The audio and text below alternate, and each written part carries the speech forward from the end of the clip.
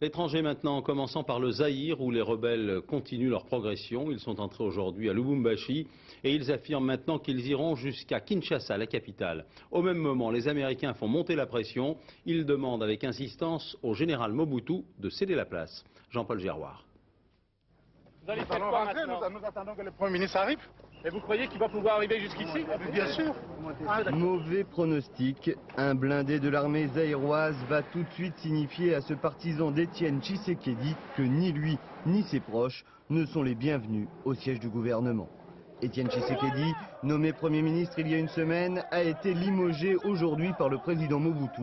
Auparavant, il avait également été rejeté par les partis de l'opposition, ceux-là même qu'il avait choisis. Pourtant, ce matin, Étienne Tshisekedi avait décidé d'aller prendre ses fonctions, entouré d'une foule de partisans. Les heurts avec l'armée ont été violents. Étienne Tshisekedi a été arrêté et apparemment placé en résidence surveillée.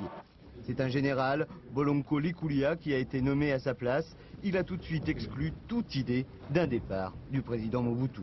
Pourtant, au même moment, Lubumbashi, la seconde ville et le poumon économique du pays, est finalement tombé entre les mains de la rébellion. Les unités d'élite de l'armée zaïroise ont résisté une partie de la journée avant de se replier sur l'aéroport. Le reste de la population a accueilli les soldats rebelles avec des cris de joie. Leur leader, Laurent Désiré Kabila, contrôle désormais toutes les grandes villes du Zaïre, à l'exception de la capitale. Son objectif affiché, le départ du maréchal Mobutu, semble plus que jamais à sa portée. D'ailleurs, à Washington, le porte-parole de Bill Clinton a pour la première fois souhaité clairement la fin de l'ère Mobutu.